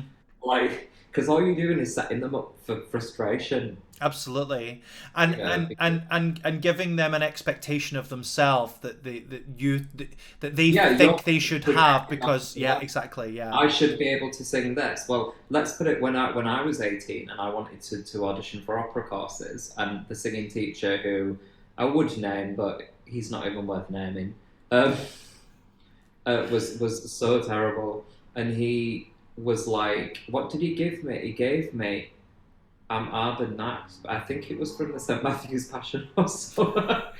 Or like the winter thing, whatever, Bach thing. I can't remember what it was from, but I should be singing it at 18 anyway. And it literally was the week before my auditions, and I was like, I really need something to sing. Like, I've been asking you for weeks. And I don't have a clue what I'm doing. Oh, sing this is really good. Right, so you want me, as an 18-year-old whose voice took a long, long time to settle anyway, because of the bad technique, as well as all the pressure in the voice, you want me to sing a bass aria? Oh dear. From like an oratorio, an audition, alright then. Oh dear. And that just didn't happen. And do you know what? My confidence was knocked for a long, long, long, long time. Yeah. And it made me not trust singing teachers, and it made me really, which is a good thing in a sense, because it made me turn around and go, are you saying, like, are you telling me what you're telling me? Is this for me, or is it just for you? Like, yeah, I think as well, like, like Joe Martin's just said, so tired of high school students choosing Defying Gravity because they want to be Adina.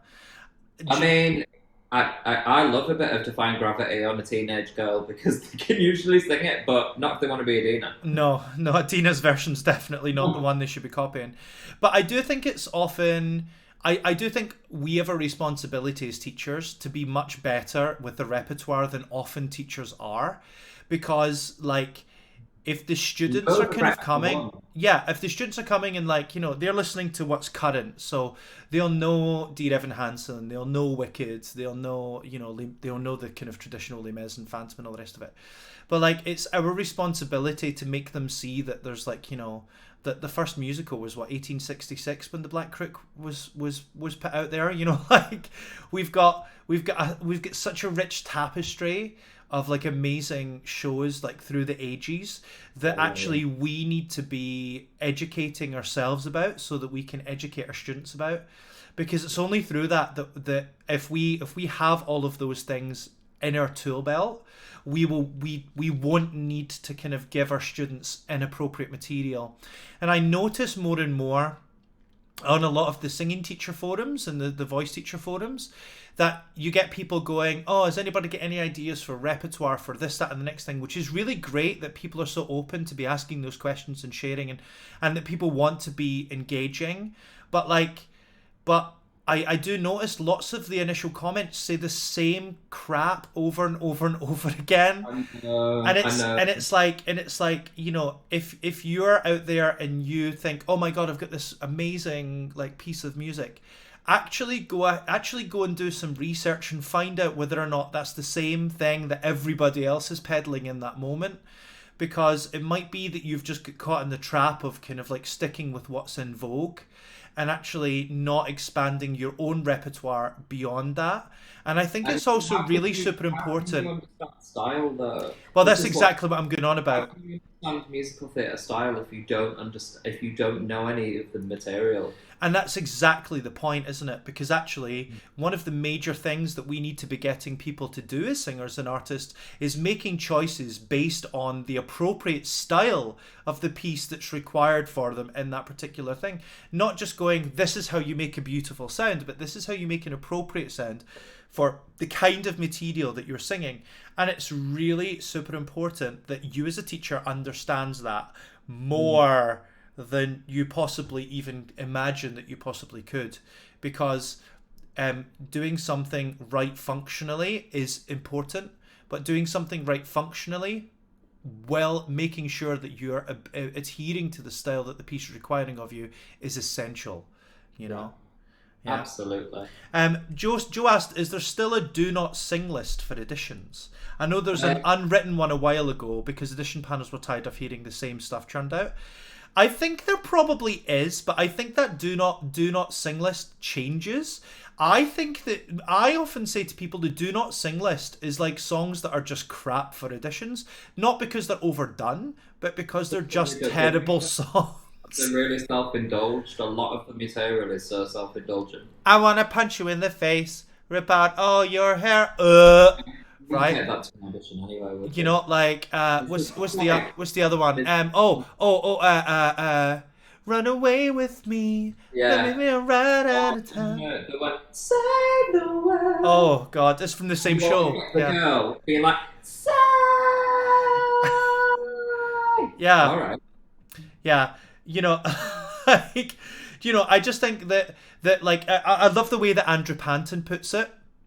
Andrew Panton, who's the artistic director of Dundee Rep and used to be the head at the Royal Conservatoire of Scotland, where I used to work. Ghost With You as well. Yeah, that's another one. Well, Ghost With You is a great song if girls can sing it, but most of the time they can't. That's part of the problem. Because of where the chorus sits, it's brilliant. Because you always know, and it gets to the bit where it's like, yeah. Oh, Jason Drees has put safer from First Dates. Safer from First Dates. That's another one. It's just like safer. It's a train that once you step on it, you ain't going back. Yeah. You either get both feet on, or you're going to be dragged along. Yeah, literally. And my personal favourite is the one. It's those contemporary songs where the person singing it even has the nerve to look bored when they're singing it, which is the thing that I don't want to be here. I heard they were hiring because they were at the Applebee's. Right. Yeah. I'm sure that's supposed to be funny, and you're not even making an attempt. Yeah, so the way that well, this is the thing. The way that Andrew Panton says is that sometimes you have songs where it's just middle class people moaning about middle class issues that don't really matter, and which he says is quite a lot of contemporary writing, and actually that's so true. And it's like, you know, just well-made folk feel. Yeah, and always setting a higher. I think that, I think that it's really important to kind of like think about the subject that you've got to say. Again, do you have an opinion as an individual? As a teacher, are you allowing that student to have an opinion and give it across something that they care about in the song? It's not always, and again, it's not always about the subject matter of the piece, but like, does that piece allow them to have a bit of a personality other than, I'm just like really so over like this like middle class existence. I know. Or it's, do you know what? You've got to be such a good actor to sing some of these songs because they give you nothing in the text. You've got 16 pages of telling me nothing. Like, how are you going to fill that with your own imagination and your own acting choices? And can I say something as a white man?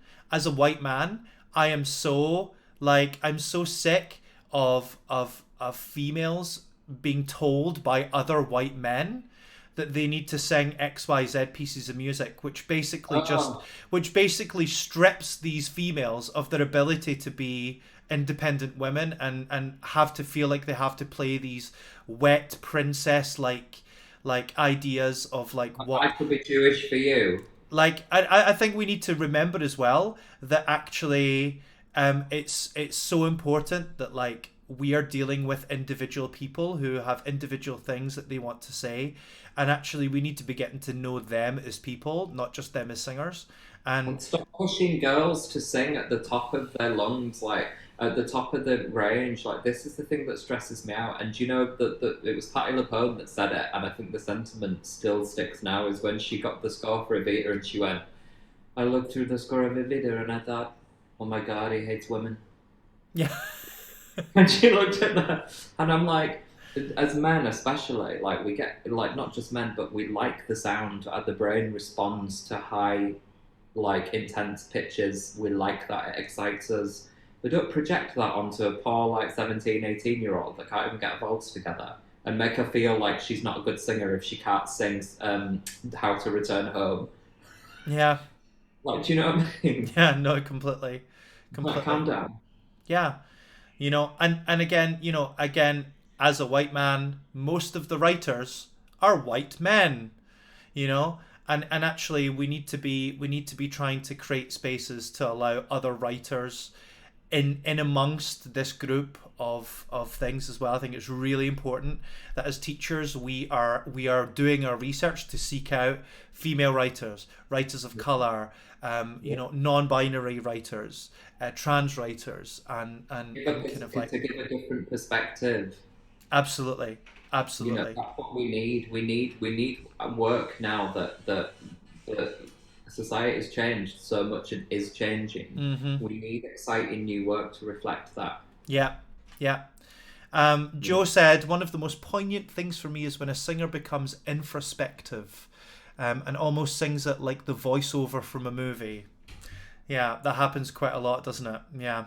And Jason says, my soapbox moment is the poor young bass lads. Gorgeous voices, but they're not allowed to be young, low-voiced leads. Oh, they are allowed to be. It's who is stopping them? We are. That's the problem, right? So like, well, they are, but then it works both ways, because you should absolutely be exploring that sound and letting them feel comfortable in that. But the reality is, if you don't give them a range to aspire to, they're gonna just feel like they're stuck in have no range. Speaking as somebody that was treated like that as a young singer. Yeah, but that's exactly the point. But I also think, but then also, Aaron, don't forget that like the way that lots of boys are being taught is exactly the same thing, just at the other end of the spectrum. Do you know what I mean? Like, I say there's two types of first year boys. There's good singers and there's range queens. Do you know what I mean? And it's like, you get these young male singers and they're just obsessed with singing at the very top of their voices. And often they can do it in one kind of sound. Yeah, or one vowel, or like, and it's actually really important to be expanding everything. I've got this wonderful bass lad. I mean, he's really quite wonderful, and he's in his second year now. And without us attempting to kind of stretch too much up there, he's singing top A's. Like he's got a full range, but he's got like this gorgeous like low D and all these gorgeous sounds. His sensitive gravity in his sound is way lower than some of the other lads, but it doesn't stop him from having a range. And I think, again, if you just like let people sit with their identity as people and their vocal identity as people, and then we really focus on kind of like not feeling like they have their failures if they or that range has to be such an important issue, and actually quality should be more important than quantity, I think. Yeah, but also it's given them a false representation of what the material that they're expected to sing is going to be like, because with all due respect, there's no such thing as a bass anymore like that. You're still going to have to sing above the stage. I mean, partly true, but I also think it's important to think the other way, because I think it's also really important to realise that if the industry are only putting that out there, then writers are only going to write for that, and that for instance, like commercially high sells, they want everything high. Yeah, because but you can still have a. Don't confuse the fact of you having a range with you having a really good quality of sound that is robust and rich. I remember teaching this wonderful, amazing guy who's still in the industry, I believe, and has done very well for themselves. And they were like basso profundo, like bass. And they went into this audition and sung this piece, and the writer happened to be in the room, and they said, "Oh, great, you've given us such a difficult task." And this lad said, "Why?" He says, "I'm going to have to rewrite a part for you now because I want you in my show."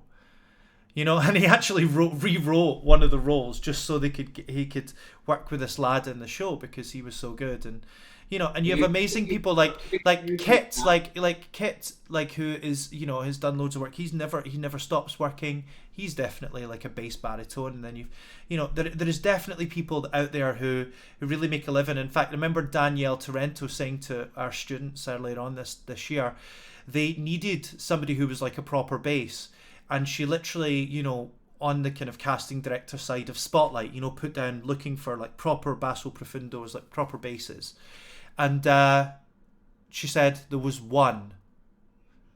She said literally like under the age of like 50 or whatever, there was one. So actually if we should be encouraging our lads who can go down there to really like make the most of that part of their sound as well as the upper part of their sound, and make that part of their identity, and not feel like they need to compete with the lads who have just got the upper end. But don't you feel like it's really interesting? And what I've noticed working with younger boys, like 18, 19, 20-year-olds at the moment, is over the past 10 years or so, we're kind of losing that guys that want to sing in a really heavy, dark, low chest voice. And actually, we're seeing a lot more male singers that are struggling to be in modal. Mm-hmm. Mm-hmm. We're seeing a lot more. We're having to work a lot harder to establish a chest voice with some guys at the moment. Yeah, when I was at school, everybody was oh, thing like that. Yeah, it was. Yeah, and yes, we want. Like I always say this, and you'll probably tell me off for saying this, but I don't care because you know how it's intended. I like my men to sound like men. Do you know what I mean? But it's alarming to me the amount of boys that come in that don't have like that sound, that they don't even speak like this, that everything is so up here and I can't get my folds together and I'm not actually in chest voice. And singing teachers, sometimes if you boys are struggling, check whether they're actually in modal, because you just assume that they've got a solid chest voice when a lot of boys haven't, mm-hmm. especially at the moment. Yeah. And it's difficult. And I'd rather hear a guy, like we had one No Names mentioned the other week that I was working with, and he was singing, it wasn't even like the best performance in the world, but he was really trying to get into that place vocally that I like to see that developing, and next year that's going to be incredible. I don't want to see people opting out of making a sound. Yeah. Go for it. Do you know what I mean? There's one more thing I want to say on this as well, and because we're talking about male voices, but actually I'm really interested in getting to a point in the industry where we can think beyond gender within voices as well, that we can really actually think about, again, like I said before, about the human beings and these characters. And I think that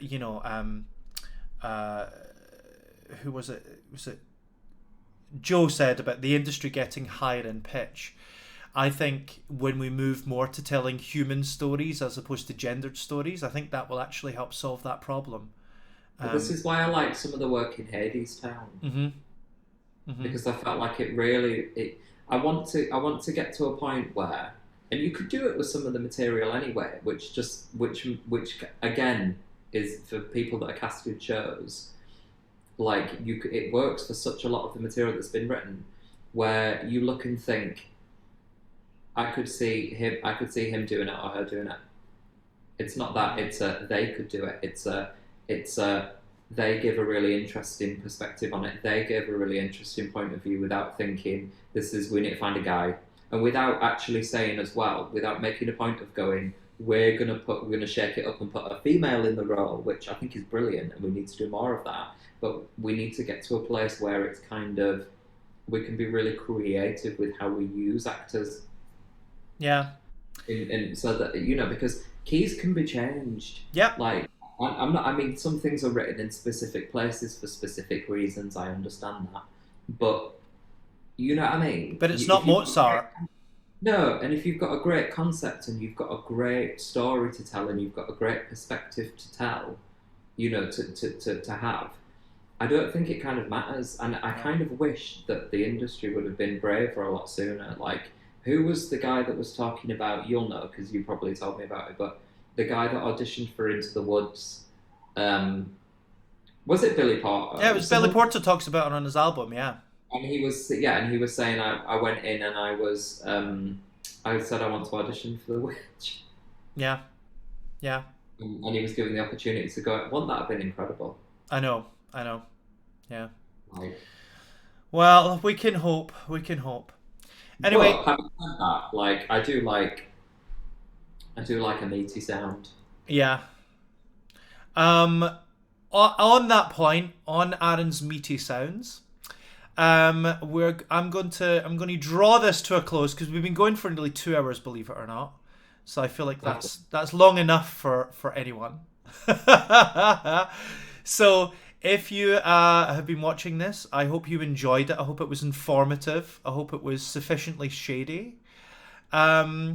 And sufficiently Christmassy. I managed to keep the ears on for the whole stream, so our antlers. Yeah. But please keep in touch. Of course, we'll always do more of these if you're interested in them. If you're watching this and you'd like to know more, you can always contact me on my website. It's scottharrisonvoice.com. Aaron, have you got a website yet? No, babe, I'm too. Oh my goodness. Then I'm just going to plug Jason Rees' website again. So it's jasonrees.com. There we go. Okay. Or you can get me on Twitter at sh_vocal coach or Scott Harrison Voice, also on Instagram and on Facebook. Aaron Newland-Bentley can be found on all of these different things as well. What's your Twitter, Aaron? He doesn't even know. He clearly never uses it. No, I do know, but do you know what? I'm going through a period at the moment where I've taken all notifications and stuff off my phone. Well, that's probably very healthy. And I've just taken the actual app off of my. It's still on my phone, but it's not on my screen. It's yeah. Well, anyway, it's just Aaron NB on Twitter. There you go, Aaron NB on Twitter if you want to get in touch with him. Joe Martin. There we go. I'm going to throw yours out there, Joe Martin, as well. Musical-director.com. There we go. How about that? Yeah. So if you're looking for singing lessons or backing tracks or whatever, please use the people in the industry. Yeah. Please support all of these people. Please support Joe and Jason and Aaron and. You don't need to support me if you don't want to. It's entirely up to you. But please use us. Please use the people in the industry that you know of or that you've heard of before. Please use your local MDs because, it's really important that we hold each other up during this time. And if you want to hear more of this, then please let us know. Please tell us in the comments if you like this. If you have any further questions, even after the stream is finished, please write them in the bottom. And hopefully you have enjoyed this. Have a wonderful Christmas. a wonderful new year. Happy Kwanzaa. Happy, I don't even know what other things are going on. Hanukkah, whatever else is going on. I'm an atheist, so, you know. Well, I've moved on from Christmas. I'm ready for New Year already. I'm ready for spring. That's what I'm ready for. I do have a rather nice Christmassy pillow. Oh, that's a very nice Christmassy pillow. There we go. We're getting more of Aaron's fancy things in his house. Well, so, my Christmas theme is navy this year, so I've got various things. But my Christmas theme is drinking. So your Christmas thing is just make it through. Yeah, get to the end. Yeah. But lovely to see you all. Thank you so much for taking part, and we will see you all after Christmas. Have a wonderful one. Take care. Bye now. Bye.